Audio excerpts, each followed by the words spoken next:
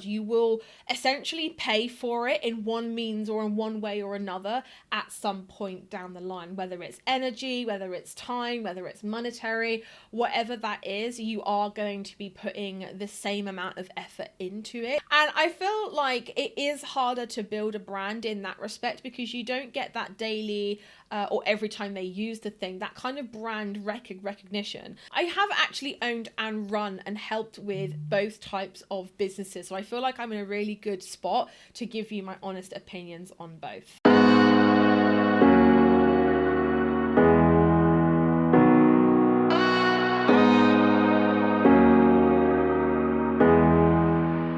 Hi everyone, and welcome back to my channel, the place to be if you want to start, run and scale your creative or handmade business on Etsy and beyond. My name is Steph and I'm the founder of Handmade Bosses. I'm giving you a big old virtual hug and welcoming you to this channel. Before we get into today's juicy video, don't forget to subscribe to my channel and click the bell icon to be notified whenever I upload awesome videos like this one, which is designed to help you sell more on the big wide web. I don't know if people still say the big wide web now, but I'm saying it anyway. I'm bringing it back from 2012, like I'm bringing it in. So today I'm going to be talking about digital Etsy shops versus physical product Etsy shops, okay? Now I know that there is a lot of chatter online about passive income Etsy shops and digital Etsy shops, and there's quite a lot of, I think you're either a digital seller or a product seller, but today I'm actually going to be exploring both of them. I'm going to be like giving you some honest pros and cons, having worked with thousands of Etsy shop owners directly. I really wanted to bring you my honest opinions. Now, I want to preface this as well by saying that there is no such thing as a passive income Etsy shop. And I know that there are quite a lot of people spouting it online that yes, this is like the best passive income product and this and that, but there is no such thing as passive product. You will essentially pay for it in one means or in one way or another at some point down the line, whether it's energy, whether it's time, whether it's monetary, whatever that is, you are going to be putting the same amount of effort into it. So I just really wanted to just preface that by saying it. Obviously, there are some shops that require less time and effort and more money, or less money and more time and effort, and you know, it doesn't really matter how you look at it, you're going to be paying for it at some point. So I wanted to do this video for those people who are unsure of which to start. If you're wanting to do something, if you're wanting to start a handmade business, you're wanting to start an Etsy shop, or maybe like another shop or another business, and you're not sure what kind of thing you should be doing, this video is to help you decide which one you should be doing. So digital shops are mainly for those who don't want to worry about inventory or shipping, which can be very complicated aspects of running a business, depending on if you've done it before. I have always had a product-based business, so for me, I have it down to a fine T. I know about how to post, I know how to wrap items, I know how to ship them, I know all about import, export, and all that kind of thing, and it doesn't worry me in the slightest. And to be honest with you, a lot of this stuff is overwhelming until it's not. All it takes is a very quick Google search to find out this information. So if you're being put off by having to ship things, then I personally wouldn't worry, because it is honestly really straightforward. Digital shops are also fantastic for those who have a quick burst of creativity that want to create something new. I often find that with physical shops is that we can get quite tied down into creating one type of product, which, don't get me wrong, is a good business strategy to have, but as creative people, sometimes we can get a bit like pigeonholed into just doing one thing and we get all these creative ideas. Digital shops, you can release that a little bit more. You can kind of do more things. You can really harness your creative energy in lots of different ways. Physical shops are mainly for those who want to craft a physical item that will be in a customer's physical space. So again, you do have to sort shipping and inventory and storage and all that type of thing. But if you're already in the groove with this, you have to worry about this very little. I have actually owned and run and helped with both types of businesses, so I feel like I'm in a really good spot to give you my honest opinions on both. So let's start with digital shops. Digital shops are really easy to start, but they are also very saturated because of the amount of listings that you have, okay, and the amount of listings that people will often have in their shop. It's not unusual to see a shop with 500 to 1,000 listings in their shop. going along the same line as this, you do also have to have quite a lot of listings to start getting momentum, because it's a saturated market. Digital buyers expect to have a lot of different choices when they're coming into your shop. So it's almost like, although you don't sell physical products and it's easier in that respect, I do find that with a digital shop, you do have to have quite a lot of listings and cover quite a lot of bases in order to start to get that momentum. Now, obviously, there are going to be some people out there that have digital shops that are like, that's not true, which is great because you are one of the lucky few. But in my experience, when I have helped start digital product businesses, it has been a case of we need to list a lot more to start to gain that momentum and also be favored in the algorithm. One thing I find as well is that you do also have to be pretty on top of trends and SEO research. You have to know your SEO, which stands for search engine optimization. I have a ton of videos on my channel talking about that. But also you've got to be on top of trends as well. I find that the way to get seen and get favored and all that kind of thing is to be keeping on top of trends. The other thing to think about as well is that it's not as passive as you might think. You do have to spend a lot of time getting new listings up on the regular and helping customers with troubleshooting, tech issues, sending links and all that kind of thing as well. That's something that you don't have to worry about with a physical shop. You make the thing, you send out the thing, and then you're done. Your work is sort of done.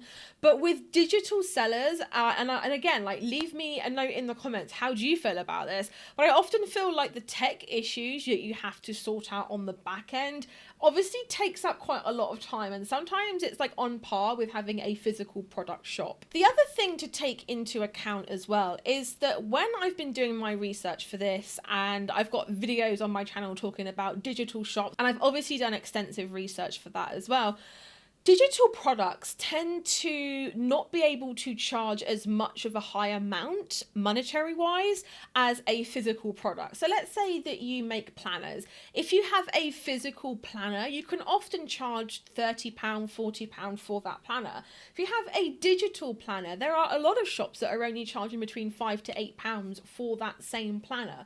So just keep that in mind, that depending on your profit margin, your time, what you're spending to actually bring that listing to market, it can actually be a lower profitable market for you. I find as well that it's also quite tricky to build a brand with a digital shop. I feel that that's actually because you don't have the physical product in your space that you're sending to customers to enjoy. The sad thing is, a lot of the time, digital products will end up in someone's download folder and then either never get used, never get seen again, or they'll just get lost in their PC files at some place or some way, shape or form. And I feel like it is harder to build a brand in that respect because you don't get that daily or every time they use the thing, that kind of brand recognition. So for example, I've got this lip balm. I use it every single day, and every time I look at it, I'm reminded of the brand, and a little part of my brain is like, oh yeah, I should really go on that site and see like what else they've got on there. Whereas I bought a digital download planner about 6 months ago, and quite frankly, I haven't thought about it since the day I downloaded it. So that might be something to do with why I find it so much harder to build a brand with a digital shop. And also, you can't send influencers physical products to try. This is something that in the Handmade Bosses Success Academy, we do really help you with, and we help you to find that influencer or blogger or vlogger market so that you can send products to them and get access to their audience. With digital products, it's a lot harder to find people that are willing to do a vlog or a blog in exchange for a digital download. It is just that little bit harder. The reason why I popped this in there was because when I was writing my book, and I'll pop the cover on screen here somewhere, when I was writing my book and I was sending it out to people in the industry to read, I gave them the option to have the downloadable PDF version or the physical book, and absolutely no one took the downloadable version. Everybody wanted the physical book because I feel like you assume and you feel as if you're getting a physical product that's in your hand. It's more valuable when it's in your hand. It's the same with if you're spending money on a credit card versus the physical cash in your hand. The physical cash just feels that little bit more valuable. So for sure, keep that in mind for product shops versus digital download shops. Bosses, we've been having some really great conversations in today's video. However, I'm here to tell you about this. This is called your conversion rate, and I've actually made for you in the description box below a free 90-minute conversion rate masterclass. So I'm just going to quickly explain to you in 1 minute why this is important. Okay. So this is your Etsy shop and these are your customers. So let's say that you get 100 customers into your store and you have a 1% conversion rate. That means you get one sale, and roughly that's going to be about $30 to £30.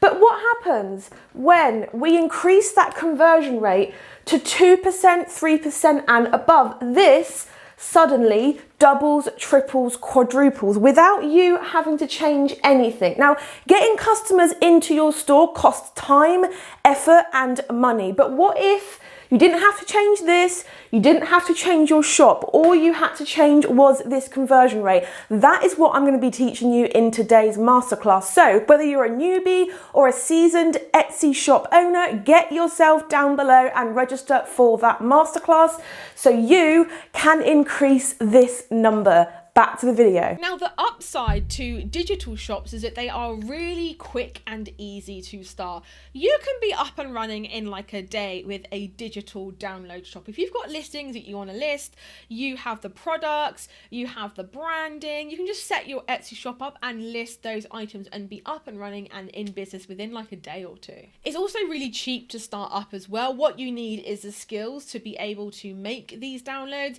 but you don't need a lot of startup cash. You don't need to spend money on inventory, but like I did say at the beginning, you do have to spend time in making these things and setting up your shop and making sure that you can digitally deliver the item or the product to the customer in the right way. Another great thing is that you can pivot really easily with a digital shop. So if you wake up one day and go, I don't want to sell nursery art prints anymore, I want to do minimalistic adult prints instead, you can pivot really, really easily in a digital shop.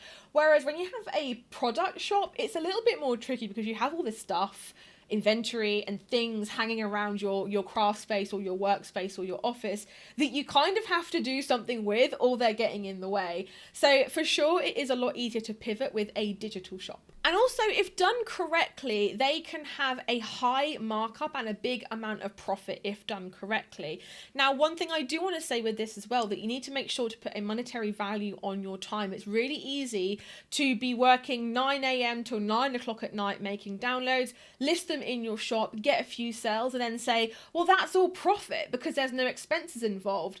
But you have spent your time and energy putting that shop together. So make sure that you do put a monetary value on your time to accurately see what that time has cost you and your business. Okay, let's move on to physical product shops. So they are more difficult to get started in. That is one thing that I do find, is that you kind of have to be more committed when you're going to go into doing a product shop, because there's inventory to buy and store, there's skills you have to learn, there's all these things, and also as well, like, you are creating a physical product that has to do the job that it says it's going to do. It has to withstand being posted, it has to be of high quality. There's kind of more pressure when you are starting a physical product shop. But I do find that that is the fun bit for a lot of creative people. When you're starting your shop and you're creating your product, you're bringing them to life, that is a lot of the time where many people love to be creative. So it can be a bit of a pros and cons thing with this. Yes, it's harder to get started,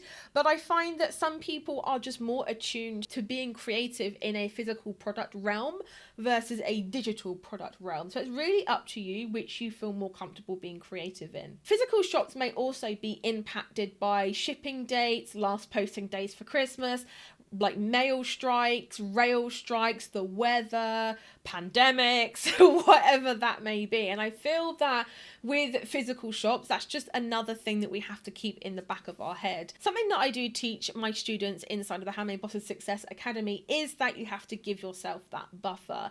And again, like I said right at the beginning of this, is that if you are in your groove with posting, shipping, wrapping, and all that kind of thing, it's almost like second nature to you. But for a new person getting into the physical product business, it can be quite overwhelming. Storage and order fulfillment can be an issue for for product shops, especially if you haven't got a lot of space. Now for me, I sell jewelry, so I don't really need that much space in order to store and fulfill my orders. But depending on what you sell, like if you sell lamps or furniture or gowns or anything like that, it might be a little bit more tricky for you to store it and ship it and do all that kind of thing. The A to Z fulfillment of that item might be just that little bit more tricky with a physical product shop. Now let's look at the pros for a physical shop. Now you can do in-person events with a physical product so much more easier than you can do a digital product. In fact, I've never known a digital product shop to go and do like a craft fair or an agricultural show or a